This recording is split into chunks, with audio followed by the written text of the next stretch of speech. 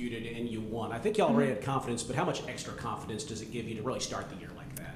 I think that's a great way to start the year. Obviously an upset, and we prepped so hard for that game, and so to be rewarded with a win and to go home happy on that 11-hour flight was just amazing, and it gives us so much confidence for the rest of the season. Just keep it rolling. Bryce talked about the great game that Kyla had. I'm curious for you as a point guard. Kyla really had two bigs out there a lot with Kyla and KJ. As a point guard, what does that open up for you, especially when they're playing as well as they were? Yeah, both Kyla and KJ are really good at running the floor, so they're usually in better shape than most posts, and they open up a lot of things. They can go down and set screens to start the offense. They can run and get a layup, and then also with them blocking shots like that, it's just really nice to know if I get beat on defense that I got them to take care of that for me. So yeah. LOL. Got something to say? Oh, no. Okay. Awesome. So, of course, you two, fourth year here. What emotions are going to come and are coming into this game? First official home game, stepping onto this floor, especially after that trip y'all just came off of. My emotions are, I am just so grateful, and yeah, I just feel so much gratitude and hope for the season, and to come after that win and play, I just feel like there's just a lot of good energy surrounding everything, and so we're really excited. I think for me, very excited, also very nervous, thinking of this could be my last collegiate, first game, I guess, and what comes next, just preparing for what I see in the future. But just thinking of the now, I'm excited. I'm grateful to have this opportunity, like Jana said. I'm grateful to have Jana back, which has been amazing. I'm happy. And yeah. Kyle, last day, had some success out there against Duke with you and KJ on the floor together. How would you describe playing with her, and what you both kind of bring there? Particularly, it seemed like as a duo, really a lot of success there. It's kind of just looking at myself low-key. I think we do a lot of things very similar. And having both of us out there, you just have kind of like what Jana said, you just have that even more rim protection, which is something that a lot of teams struggle against, bring a lot of length to the court on the defensive end and offensive end. And then with KJ, you have somebody who, if you don't guard her on the three-point line, she can shoot it, or she has really good three-point shooting capabilities, 15-foot range, really good at working on the block. And then you have me, who likes to beat and bang down there. So I think having both of those out there on the court is something that helps us offensively and defensively. Kyla, Jana talked about it, but y'all worked so hard for that Duke game and then got a lot of confidence from the win. How do y'all keep that going? And just how important is it to keep that going? How we keep it going is keeping a level head, not letting that win get to our heads, but also knowing that we are a team that is capable of doing something like that. So we have to uphold that standard for ourselves and maintain our ability to play at that level. This is a team coming in that only has a handful of returners and a whole bunch of transfer portal kids and one freshman, and everybody looks at us and thinks that, we're not going to be the team that we were in past years. And I say, look at our first game, we upset a top 10 team, and I think we all have the drive to do so, but I think not letting that first game get to us and get big-headed is what is going to keep our confidence going. They say that sometimes the mental hurdle is bigger than the physical hurdle for you, and I know you've been out there a lot since then, but this will be the first game out there since that injury. Will that go through your head, and have you cleared that mental hurdle, I guess? Yes, I have definitely cleared that mental hurdle. I think I don't feel fear when I go out there to play, or fear of re-injuring myself or whatever, because of God, honestly. I just trust him and his plan with that. So I can see like more people ask me if I feel that, like if I'm nervous about that, but I'm just not, and I don't feel that, so I'm really grateful that I don't. Yeah, it hasn't even crossed my mind since you asked. No, you're fine. It doesn't bother me either. Yeah. Jan, I was going to say, it seemed like a lot of positive attention, obviously it upset national attention, but locally as well. But what would it mean to see that kind of translate some of these big early season games in attendance, and just what do you kind of feel from the Baylor family after that? Yeah, we love the Baylor family. We love when y'all come out and support us, and when there's a bunch of fans and y'all are rowdy and having fun, because that only helps us, and so obviously we want that. And so if you're watching this, I encourage you to come to the game and really cheer for us, because we want to win for y'all, and that just gets the energy going. That's how you keep it rolling. Like, we love that. Yeah, we got to see a little bit, or a lot of it, on social media, and you guys had just a blast in Paris, what it felt like. So what kind of, energy and all these things that you guys, this chemistry you built so quickly is what it feels like. So what do you think, why do you think that is? What do you think it is that just this team gels, and you can see it on the court, and you can see it just in the way you guys live your lives? And so what do you think it is that, for you guys, that has helped you just gel so quickly? Kyle mentioned it, you have a lot of veterans, but you also have a lot of newcomers. So what is it? I think our team, one, it starts with Coach Nikki. She creates the culture for us, and so we just do that. But all of our players are kind, funny, honest, like just people that you want around you, and so it's easy to gel with people when you would choose to hang out with them outside of the sport.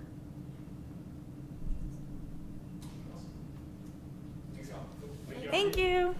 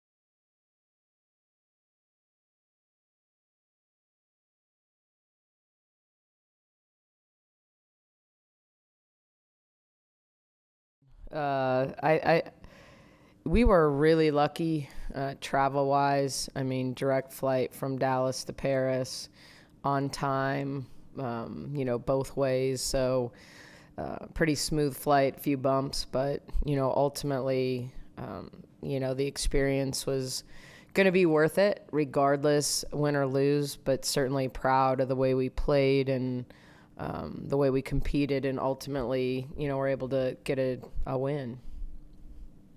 Nikki, I think you said in the post game that you felt like you weren't going to lose, that you were going to either win or you were going to learn. Mm-hmm. Did you also learn some things from that game that this team will need down the road? Yeah, I think we have to, I think we've still got levels to go. I mean, I certainly think we are going to be a better team when we develop our bench. I was really proud of the way Markayla stepped up and played a lot of minutes for a freshman on a really big stage. I think she's too naive to understand how big the stage was, which is sometimes ignorance is bliss. But really proud of the way she competed. She ping-ponged off screens all night long, but I thought she played confidently. But I certainly think we have opportunity to get better because our bench is going to get better. We're going to get Yu-Ting going. We'll get Kira up to, snuff. I think Kayla has a chance to be a different type of post player for us. And you don't necessarily get to take chances in games like that. The minute you always think, I never think we're going to lose a game. I mean, that's not my mentality. But I certainly knew probably 5 minutes into the game that we were going to play to win it, that we could win it. So it wasn't about, okay, how am I going to sub? How am I going to, I knew we had plenty of time till our next game, and I was going to burn out the kids that at this point have earned my trust to play in those type games. And so we've got a long ways to go. I mean, I was pleasantly surprised. I don't even know if the word is surprised, but the game went exactly like I thought it was going to go. I told them we had to survive the first 5 minutes. We had to survive the pressure, the intensity, just kind of the idea that they were a little more veteran in terms of being on that stage, and we were a little newer. And so I felt like once we kept it close the first 5 minutes, we could win it. Not that we were going to win it, but I felt like we could win the game. Yeah, Coach. First official home game here at Foster on Sunday. So what are your expectations coming off a game like that and just moving forward into, of course, Sunday, but the rest of the season? Well, I think, hopefully it's a motivator. I think you're in trouble if you're satisfied with that, because one game is still just one game. And, you've created bigger expectations for yourselves by winning that game. So you need to follow that up with good basketball. I'm excited to be back in Foster. Hopefully that win, is something that our fan base gets excited about, to see them in person, to celebrate them in person, to cheer them along in person. I think that goes a long way. So, hopefully we have a good crowd. Lindenwood, played in the OVC championship game a year ago. They have the majority of their team back. They're not a bunch of transfers. They've been at Lindenwood for 3 years. I mean, they have a few key transfers, but I think they're one of those teams that's good because they play well together, and they're really in sync. And so while I think, the expectation is to win every game we play, like this is a good opponent, and we're going to have to, it's a different type of offense. It's a different type of defense, and that's the great thing about coaching. You spend all this time, and even talking to players that are new to our program, I'm like, you have to turn the page on every game, because the game plan is different in the next game. How they guard our ball screens is going to be different than Duke guarded our ball screens. The actions they run, the things that we're going to have to defend against. Every game's a new challenge. And, regardless of, player for player, talent level, like every team presents a unique and different challenge that hopefully sets you up for being successful in conference play and into the NCAA tournament. And so, I have a lot of respect for Lindenwood, and I think they're going to come out and they're going to execute at a high level. They're super confident. They scored over 100 points in their first game out. So they doubled us up points wise. So, it's, hopefully our players, really step up to the challenge, because every game's a new one. Nikki, I'm sure Talia will have better shooting nights, but she still had 24 points. What makes her so good of a scorer? It's you can't pinpoint kids like her. Like if there was a good answer for that, we would all be better coaches. You have kids that are talented, kids that can shoot it, kids that can. But there's an it factor in some of them that just an aura. I don't know. I mean, they walk out on the floor and they know. Now, do I think Talia put in, as she said in the post game, a lot of blood, sweat, tears? Do I think that kid was a gym rat and became a good player because of her work ethic? Absolutely.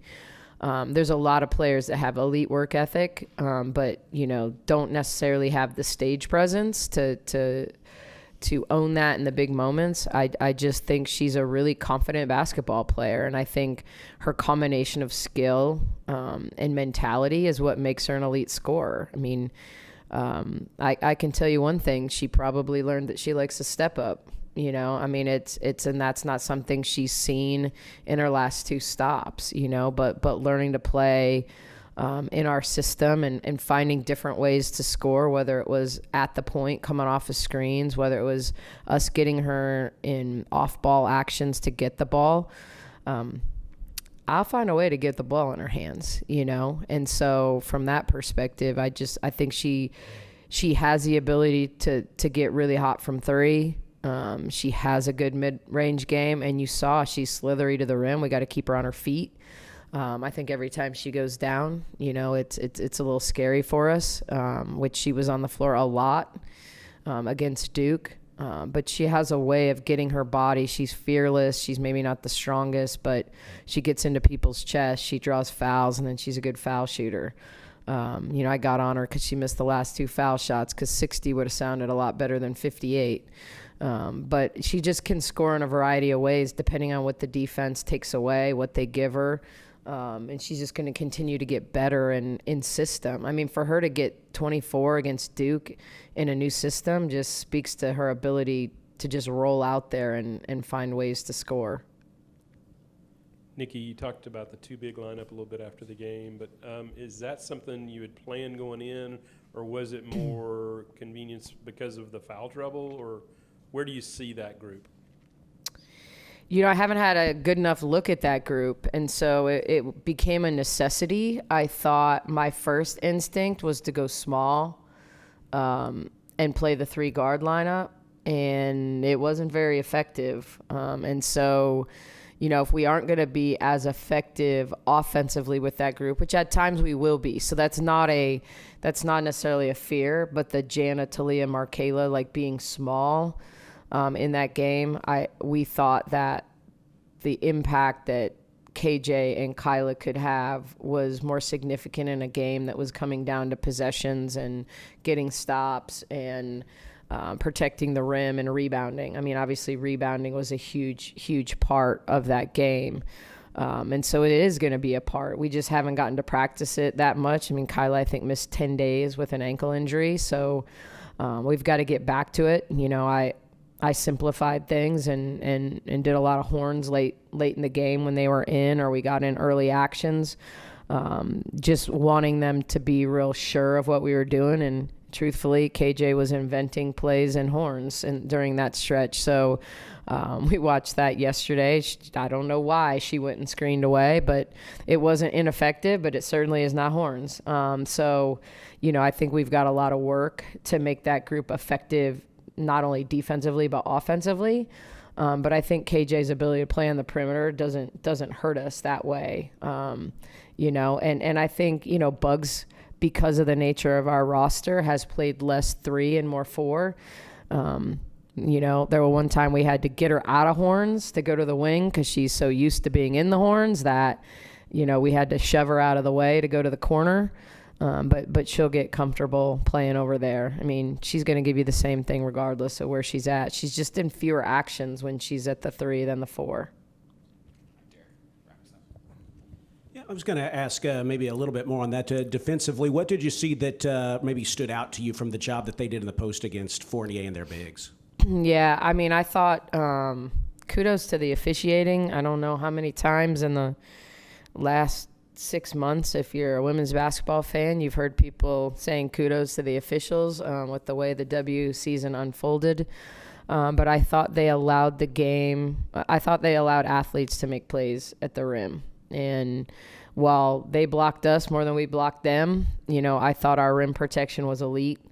To get 9 blocks, and that doesn't even account for the altered shots, the tough floaters that they maybe even hit, but that they were forced to take.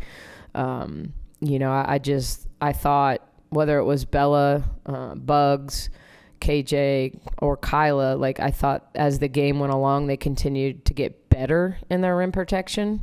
When we got in switches, when we got in rotations, I thought that we did a good job of covering each other up. You know, I don't, it's not that we didn't make mistakes on defense in terms of game plan or, matchups, but I thought we flowed to the ball and made them make an extra pass or made them shoot over us or, made it difficult for them. I thought they got some clean looks in transition. Our transition defense has to get significantly better.